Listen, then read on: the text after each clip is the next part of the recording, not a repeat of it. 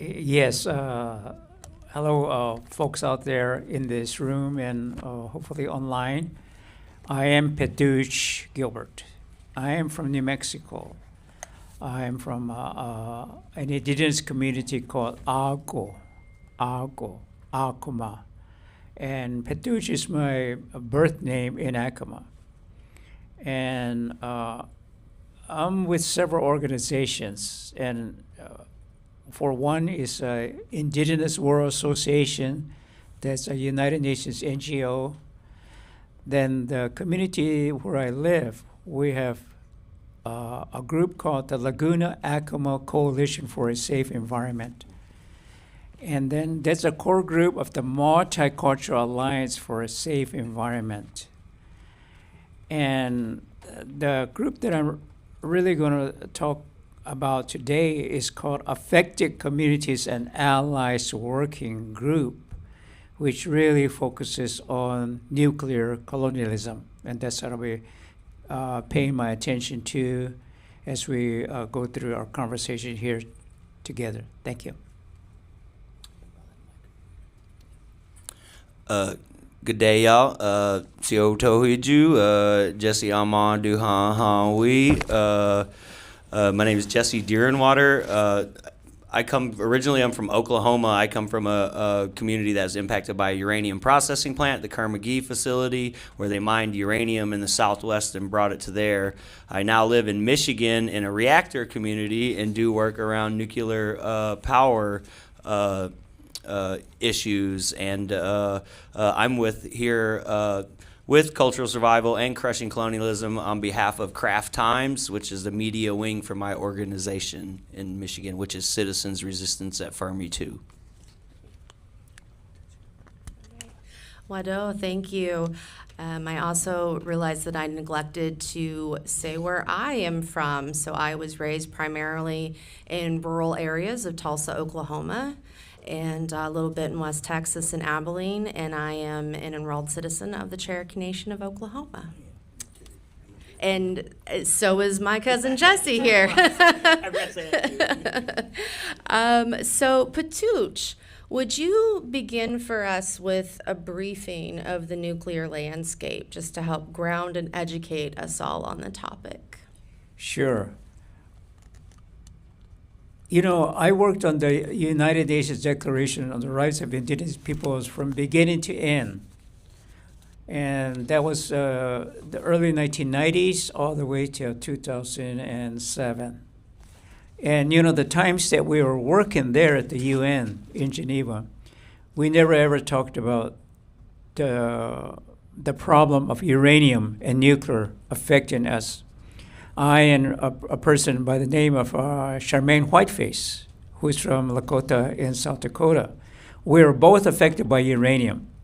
Uranium mining had occurred from the development of the nuclear bomb in New Mexico in 1945, created there and tested there. And all those years, uranium was produced from the 1940s until the 1990s.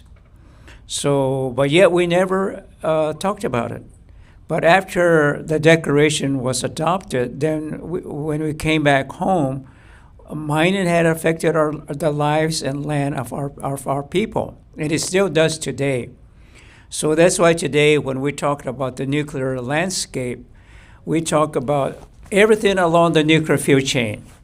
And this is what's been neglected at the work that we're still doing on the Non-Proliferation Treaty, which is occurring this month from April the 27th for a month. And then the Treaty on the Prohibition of Nuclear Weapons. That's also going on again here. So we've attended those meetings, what they call the meeting of the state parties that deal with nuclear weapons. And this is going to be the fourth meeting of the state parties in November. Those two huge international treaties neglect the front end of nuclear weapons and nuclear reactors, the uranium. They tend to concentrate solely on either weapons, the testing of weapons that have occurred from the 1940s all the way into 50s, 60s, and even into the 70s. And so we've been emphasizing you've got to pay attention to uranium and all the elements along this nuclear fuel chain. So once you take uranium out of the ground and you create the yellow cake, you have to enrich it, and in order to produce the power for both nuclear reactors and nuclear weapons. And the ultimate end of what they call the spent fuel rods out of a nuclear reactor are spent fuel rods. And that's the biggest problem, is what do you do with the nuclear waste that's at the final end?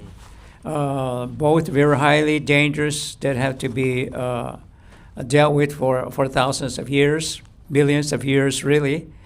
And both in the nuclear waste from spent fuel rods, but you have to realize that nuclear waste also is uranium, the byproduct of uranium mines and mills. Those are uranium mill tailings that are still on the ground that affects the lands and lives of our people at home. There in New Mexico, where you had this 50 years of mining and milling, in the area that we call the Grants Mining Districts, there are 180 plus, now they refer to them as abandoned uranium mines, AUMs, mainly because those companies that operated those mines, just neglected the oversight of continuing monitor of these sites. And now the state of New Mexico and the federal governments have to deal with these abandoned uranium mine sites. Of course, they're radioactive. Some of them, and in this area where I live, there were 5 nuclear radioactive uranium mill sites. And those also, they have mill tailings. Those produce radon gas and other radioactive elements. And those have to be dealt with because, again, it causes cancers, and it causes even radioactive environmental impacts to land, air, and water. So those are continuing radioactive matters that the federal government and the states have to deal with.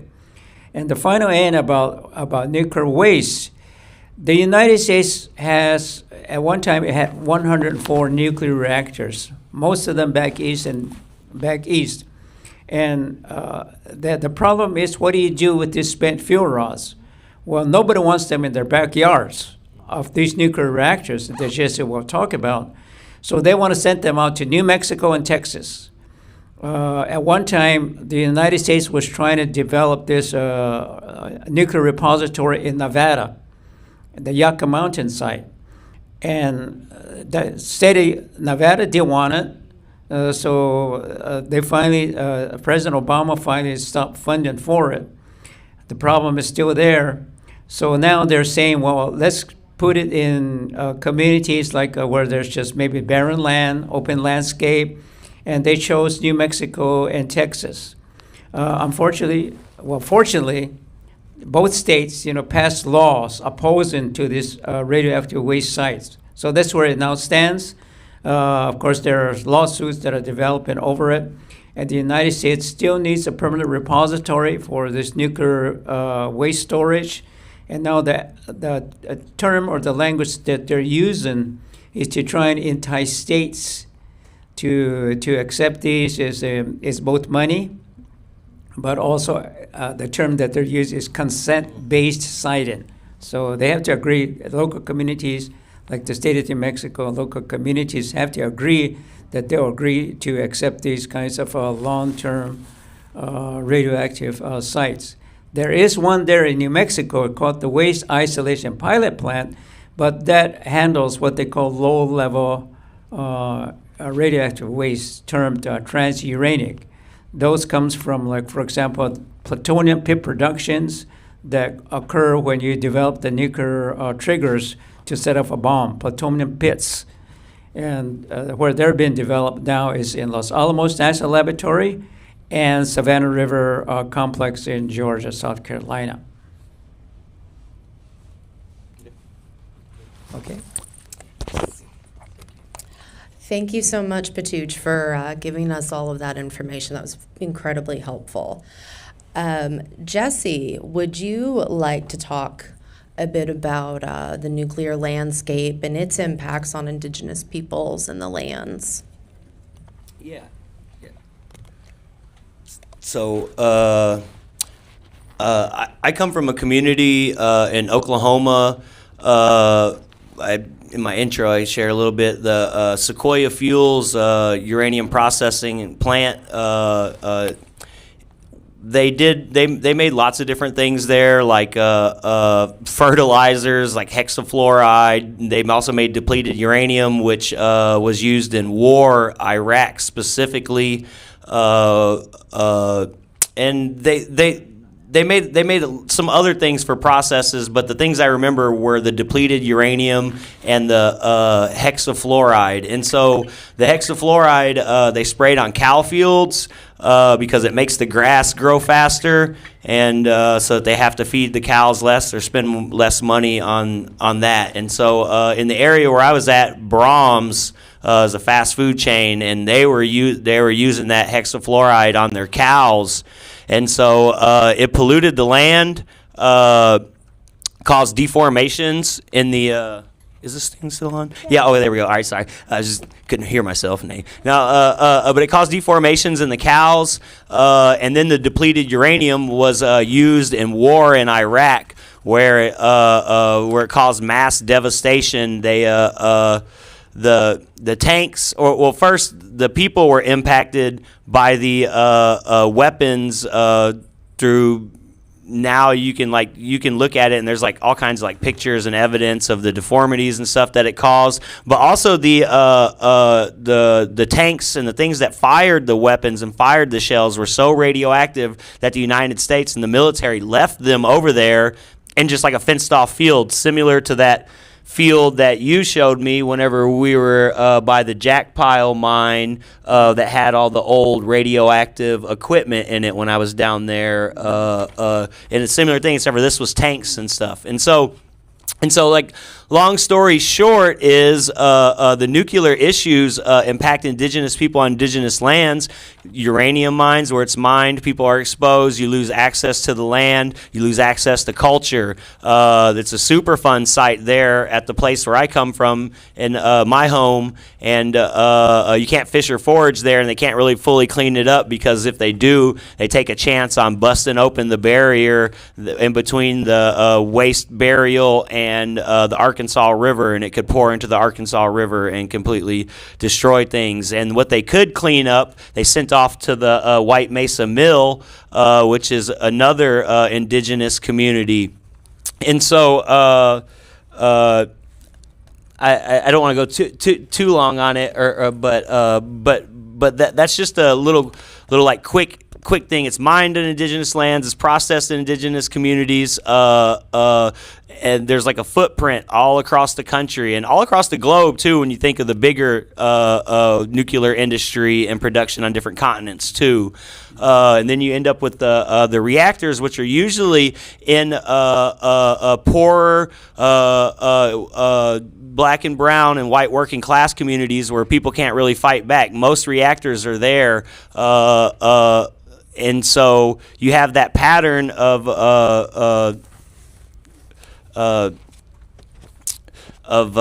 taking advantage of like Indigenous folks, but also poor folks everywhere you go. And then you have the waste, which they want to bring back to store on Indigenous lands too. And so it's really just a bigger, wider picture. And I'd say at almost every single site, or if not every single site where nuclear productions are happening on Indigenous lands, they need cleanup. And the government's not putting enough money into cleanup while they're putting exponential amounts of money into developing new nuclear and new nuclear bombs, which I could talk about a little bit later or something. So yeah, hope that helps.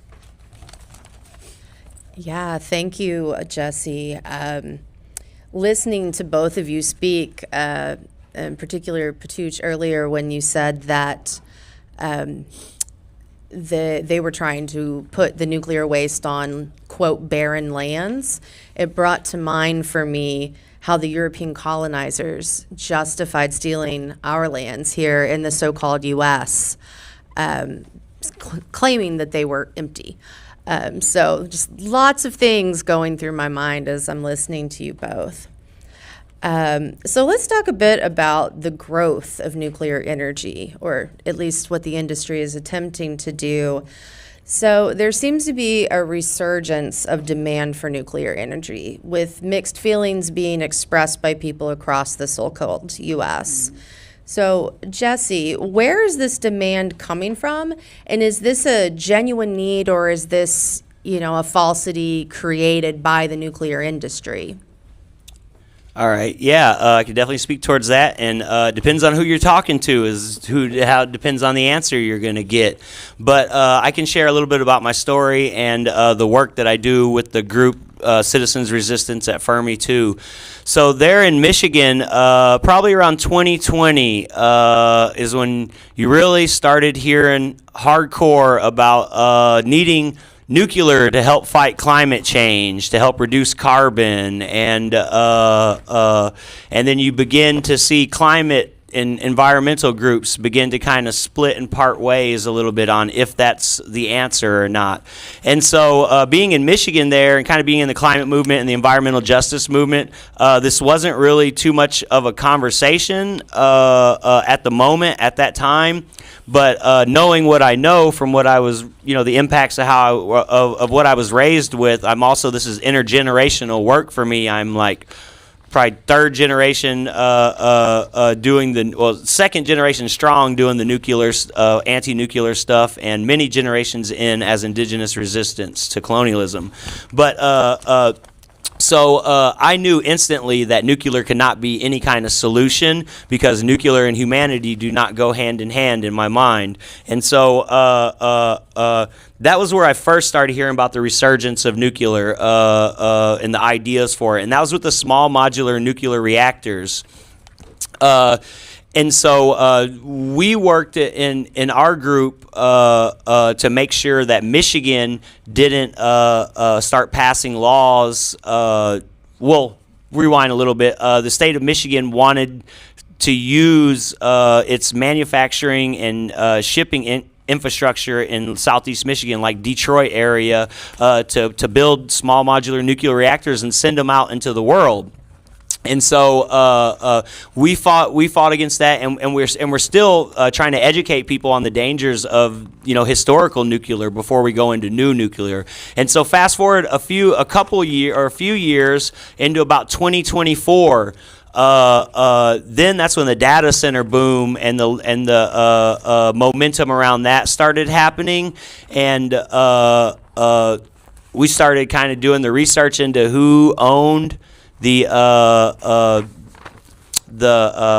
rights to the different types of reactors that would be built, the small modular reactor concepts, and most of them were subsidiaries of tech companies. These same tech companies like Microsoft, Google, Tesla, there's tons of them.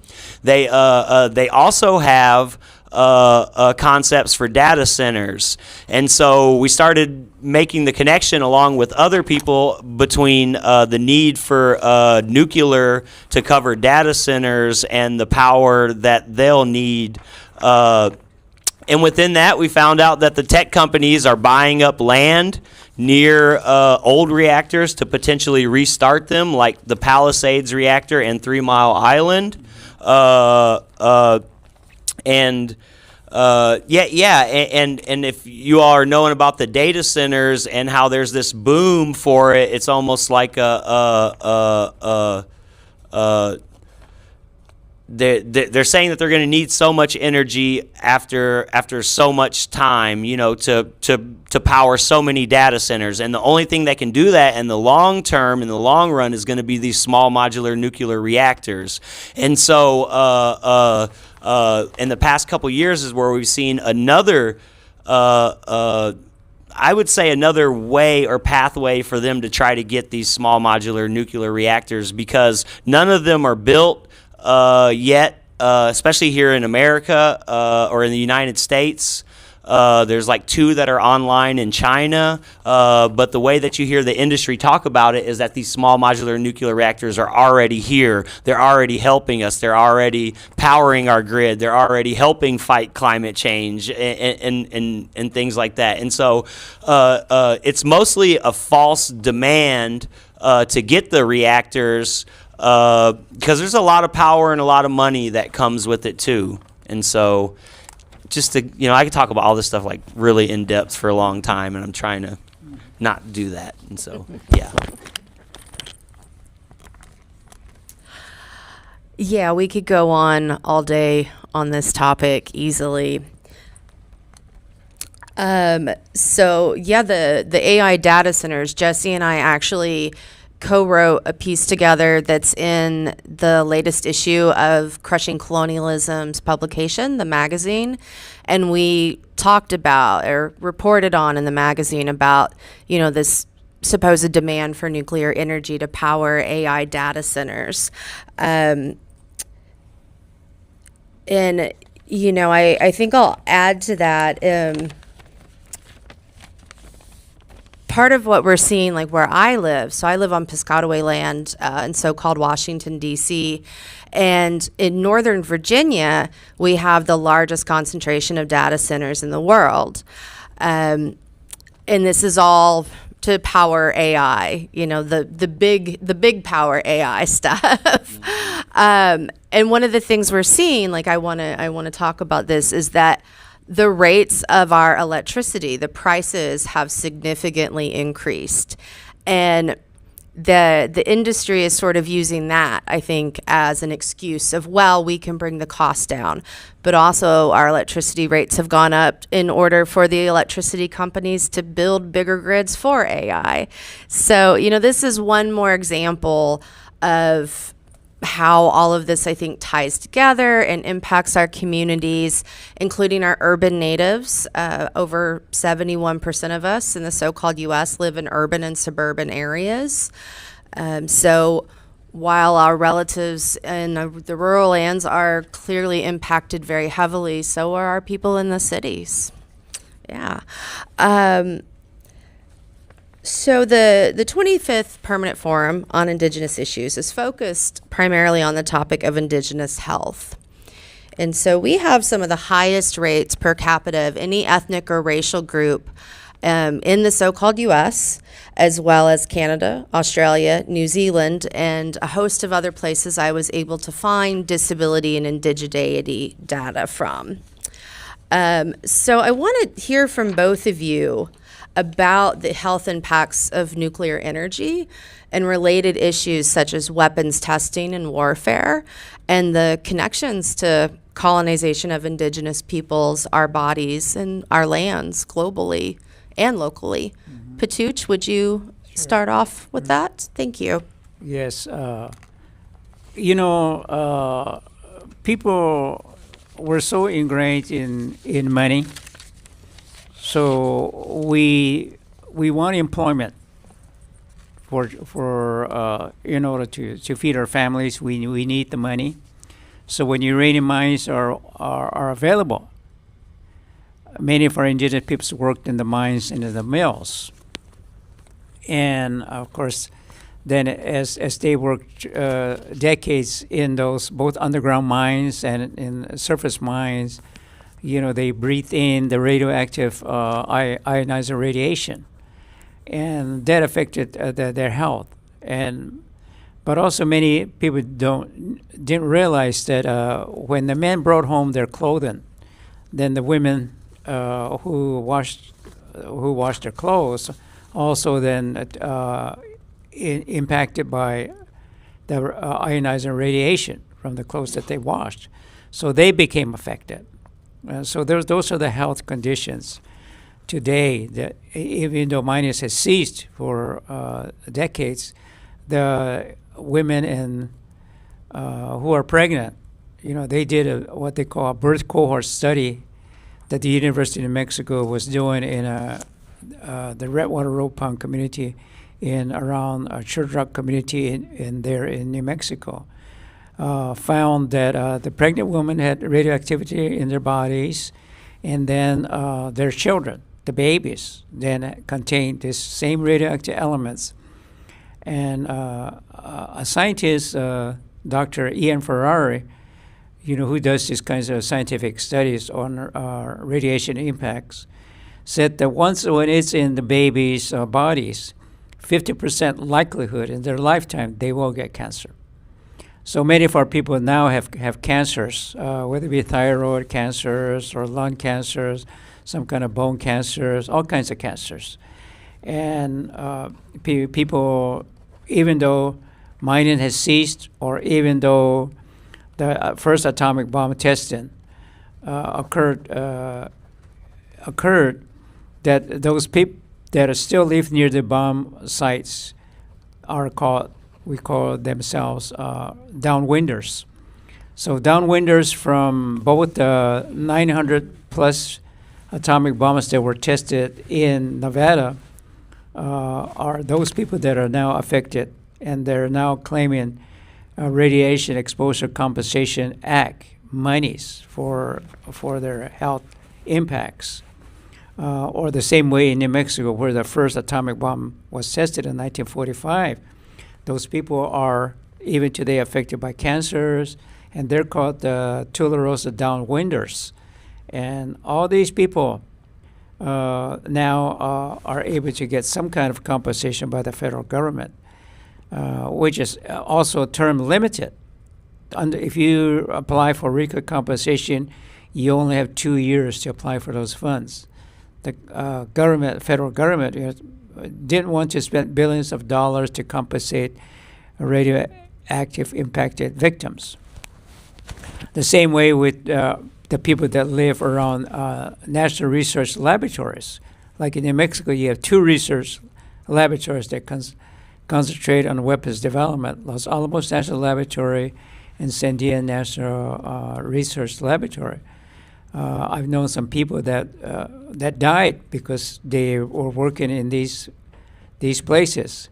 One community called the San Ildefonso community, which is the neighbor to the Los Alamos National Laboratory, they are affected today by the plutonium pre-productions that occur, or the tritium releases that occur, or all the other elements from radioactive production of weapons production then goes into the land, air, and water. And so the downstream people, which are the neighbors to Los Alamos, the San Ildefonso people, are affected today by the radioactive impacts. So we just have to really realize that all the forms of radioactivity that comes both from weapons and nuclear reactors are harmful. The Nuclear Regulatory Commission that says there is no safe dosage of ionizing radiation. So this is why the term that we apply and use, we are all radiation victims, either from atomic bomb testings or nuclear research laboratory activities, or even uranium mines and mills. Somehow, we're all radiation victims. And even they say like regular power plants that burn coal. Uranium is laced with coal. So when the coal is burned in power plants, those also spew radioactive materials. So again, these kinds of elements, spread all over the world. And this is why we're so opposed to all the elements along the nuclear fuel chain.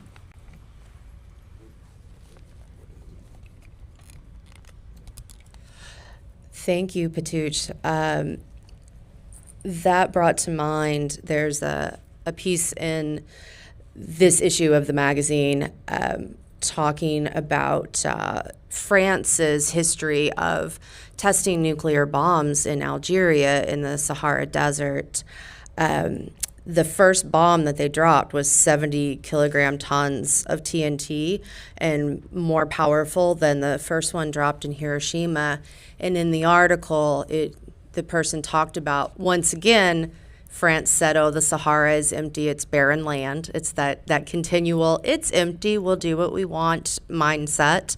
But the piece also talked about how, it's not just the issue of the Sahara or Algeria, because that toxic sand will blow in the air across different parts of northern Africa. So you're right, Petuuche, even if it's not directly in your backyard, it's still impacting so many. Yeah. Jesse, would you like to talk a bit about it? I can share a little bit about reactor communities. So you can go to radiation.org, and there's an epidemiology study about that was done on the reactor community that's near me.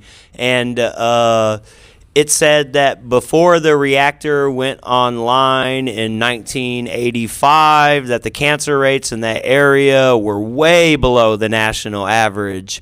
And once it went online, those numbers begin to grow up to now, to where I think it's 18% above the national average for cancer rates. And on there, they've done epidemiology studies at lots of places. They also do the Tooth Fairy project, where they get teeth from, or people voluntarily send baby teeth in.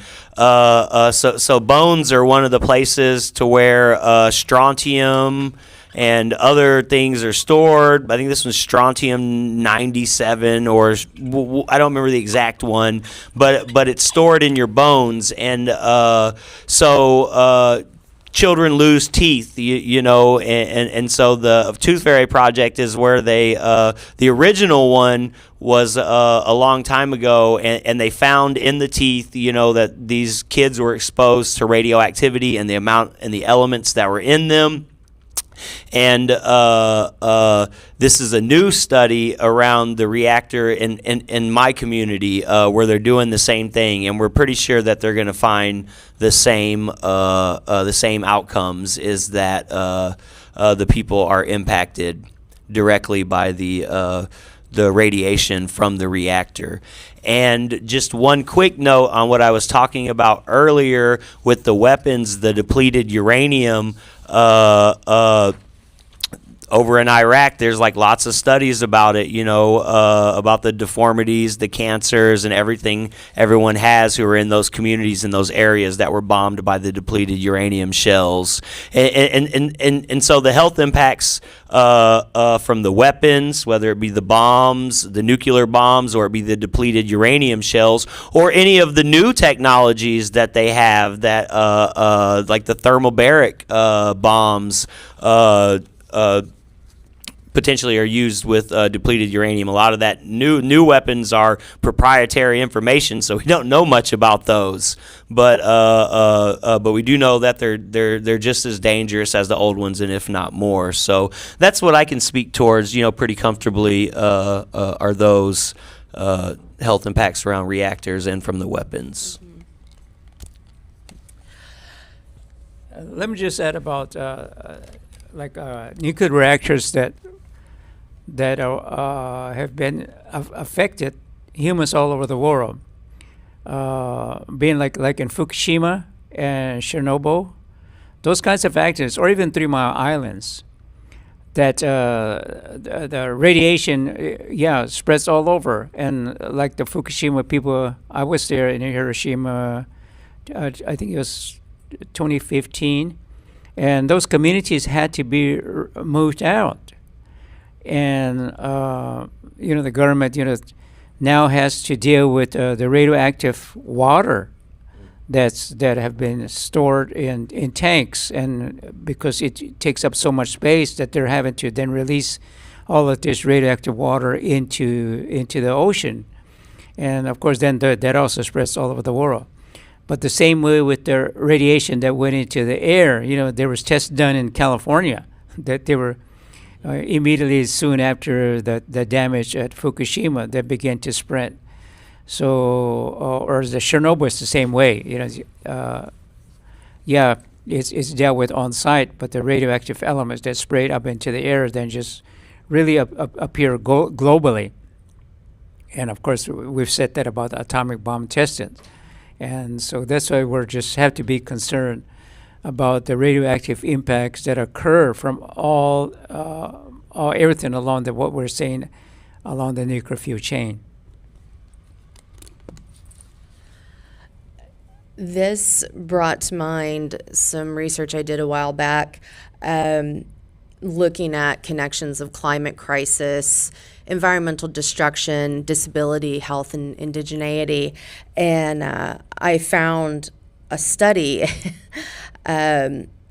that it was actually done by the Australian government with no consultation with any Indigenous people, but they were trying to decipher if the high rates of cancer near some of the uranium mines that the Indigenous people were suffering from were related to the mining. And they in the end said no, it's because of they drink and smoke too much. It's not the uranium mines. Yeah. So, yeah, I felt like I needed to mention that because we do know this, just like we know near pipelines and other destructive projects, we have higher rates of autoimmune diseases. I myself have several, and I can't help but wonder maybe if I had not had Brahms ice cream as a child, or maybe if they just didn't contaminate the cows with nuclear waste, maybe I wouldn't have all these autoimmune diseases, you know?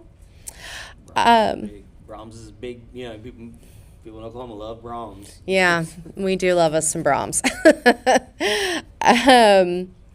So I have another question. I believe it was you, Petuuche. You mentioned RECA, the Radiation Exposure Contamination Act. Compensation Act, thank you.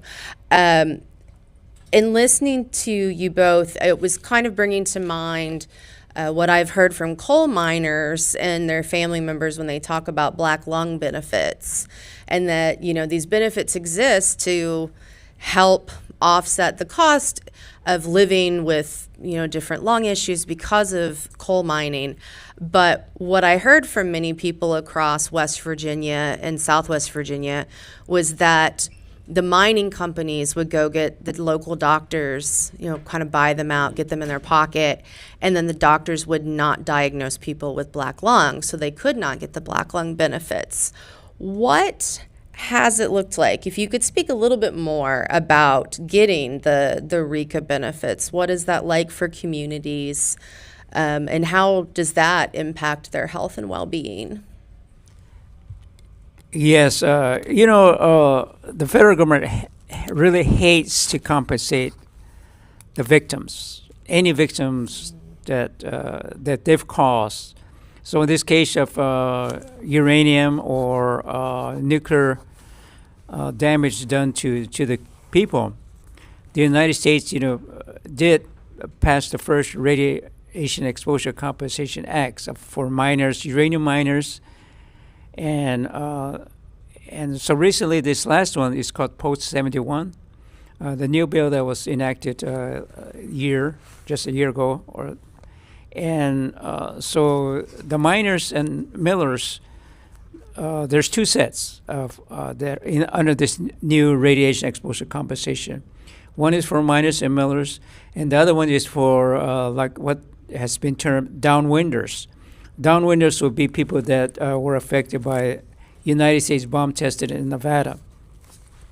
So, for example, the limitation to the downwinders, you would have to live in, and there's only certain states throughout the United States, and you had to live in those particular states that are defined in the law between, like, say, the time of the bomb test in 1945 until 1961. That you have to live in those states in order to achieve some kind of compensation for downwinders.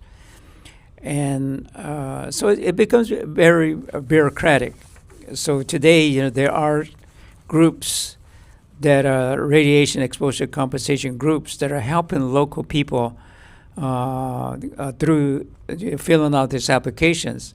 The first round, a lot of attorneys, benefited because they could get compensation monies from those victims that they were supporting and gaining monies for them. I think even up to 10% or 25%.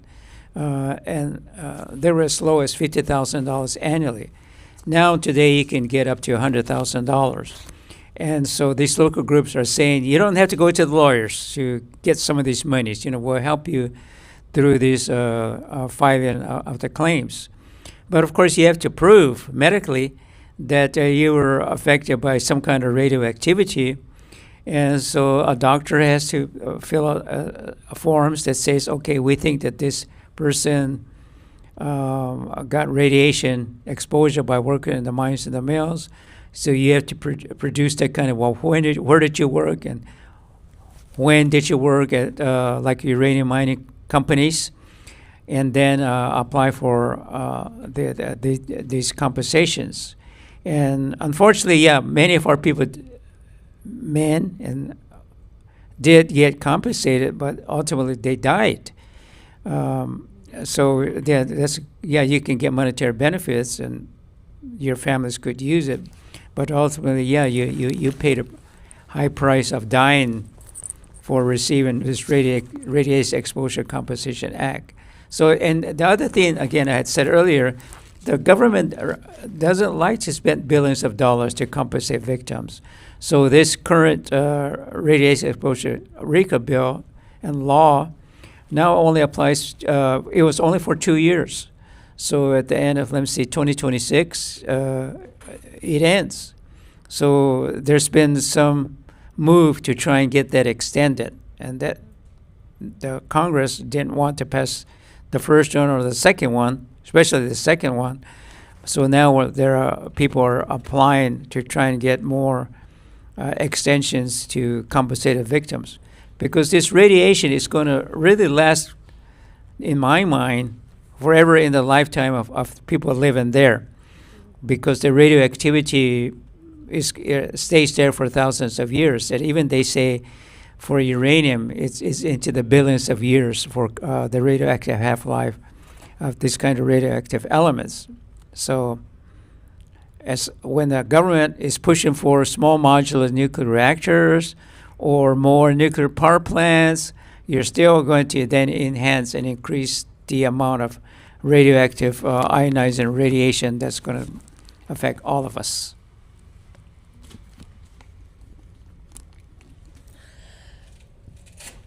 Speaking of the miners, that brought to mind just another form of work that some of our people do. We have a lot of Indigenous people in the so-called U.S. and Canada who serve in the military.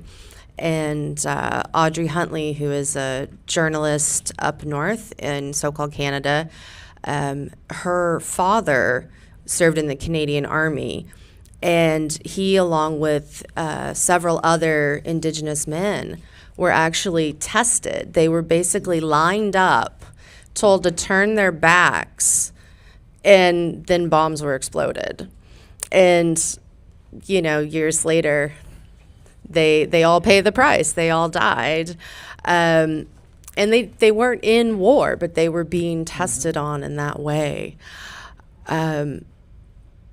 So with that, can I add a yeah, please go ahead. little note to it?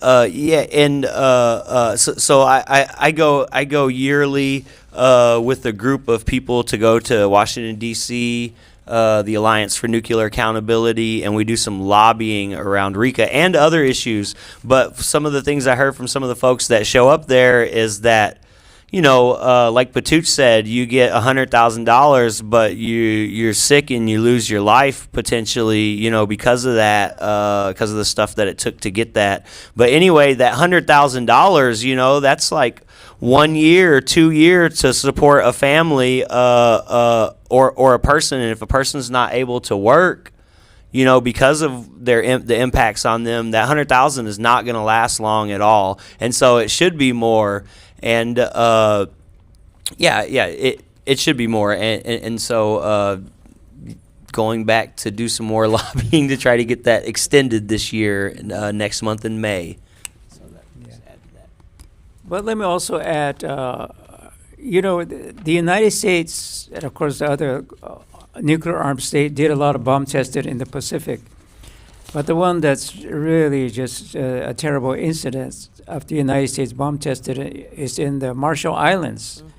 There were 67 atomic bomb testing over decades.